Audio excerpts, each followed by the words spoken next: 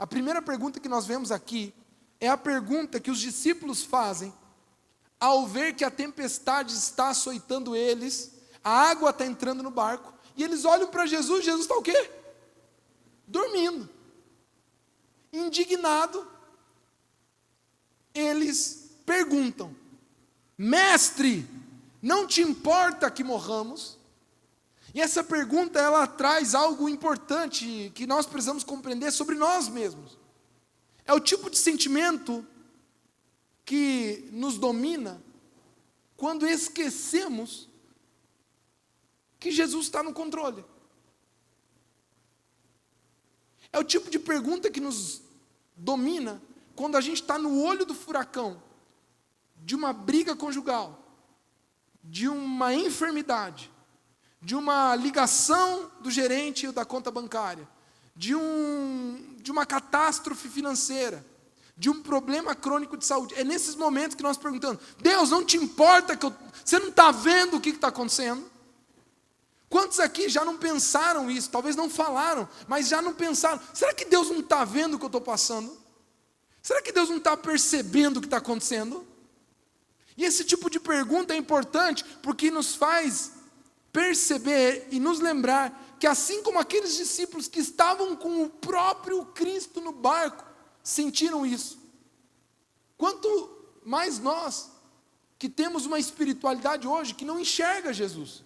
É pela fé, puramente pela fé. É uma vida cristã, a minha vida e a tua vida cristã, ela é sustentada em não ver, porque isso é a fé. Hebreus capítulo 11, versículo 1 diz: ora, a fé é a certeza das coisas que se esperam e a prova das que não se veem. Ter fé é exatamente confiar e crer em algo sem ver. Mas os discípulos estavam com o próprio Jesus no barco, e eles dizem: não te importas que morramos? E essa primeira pergunta nos remete a uma compreensão nessa história. Haverá momentos em que Deus fará silêncio. Isso aqui é importante você entender. Eu queria que você pensasse sobre o fato de Jesus estar dormindo. Eu já pensei algumas vezes, eu não consigo, para ser bem sincero, entender plenamente.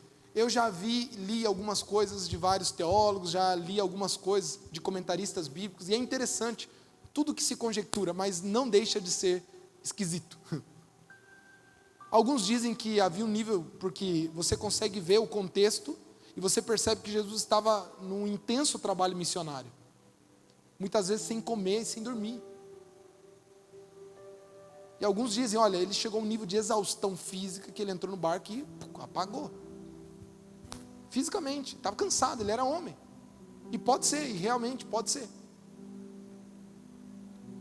Outros dizem que ele dormiu, mas forçou o sono também para deixar os discípulos apavorados e terem a lição que tiveram.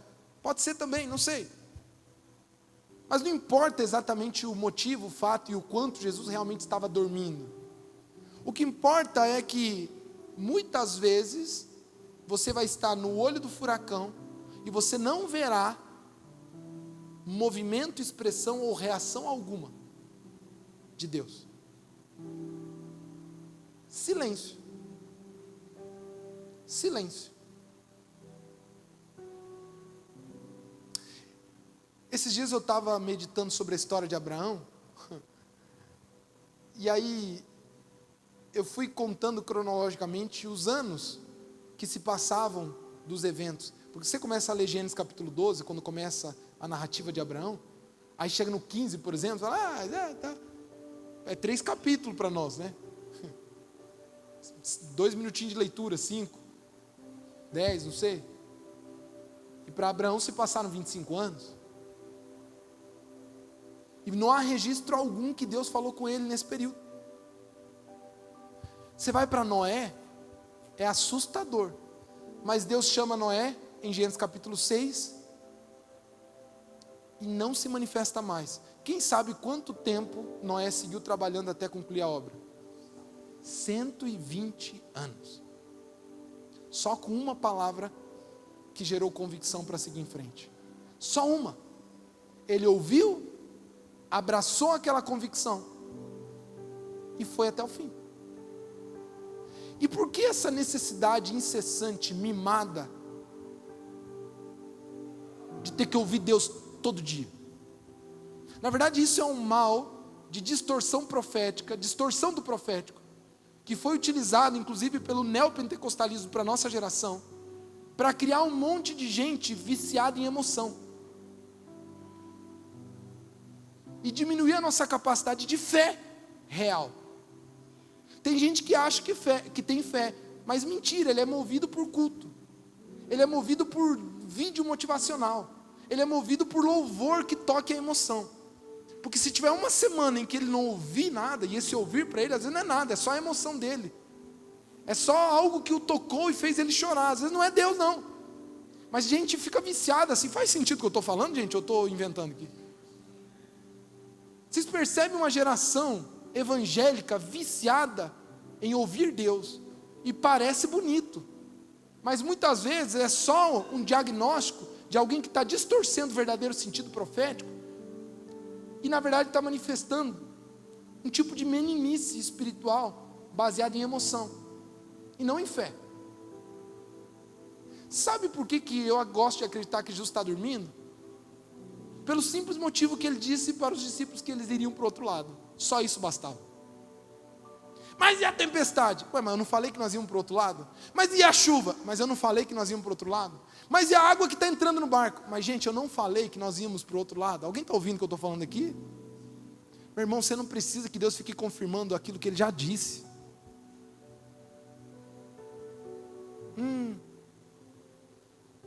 Talvez está na hora de crescer. É criança que precisa ficar ouvindo todo dia. Faz, te amo. A céu eu repito, e nada entra às vezes, mas um pouquinho entra. Mas é criança que é assim. Às vezes, meu irmão, o silêncio é um instrumento da maturidade. Às vezes você está aí no meio do olho do furacão. Ai, Deus, dá um sinal. E não vai vir sinal coisa nenhuma. Ai, Deus, fala comigo. Não vai falar. Ai, Deus, mostra. Eu vou abrir a Bíblia para ver se Judas se enforcou. Vai, faça o mesmo. Não, sabe? Para com isso, irmão. Para de misticismo gospel.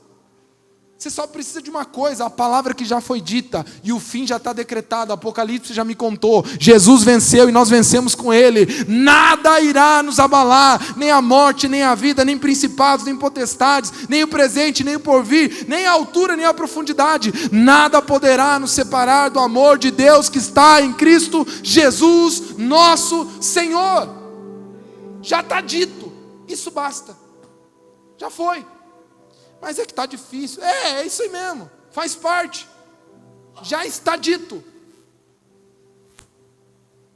Ah, mas se Deus usasse um profeta, para com isso, meu irmão. Ai, mas se, para.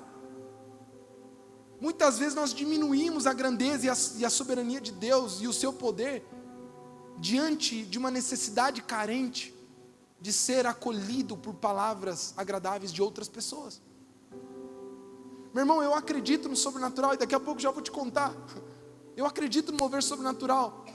Mas infelizmente, muitas vezes o sobrenatural para a gente mimada e imatura se torna muleta para permanecer numa vida distante da convicção que Deus queria que você tivesse. Ele basta. A sua palavra é suficiente.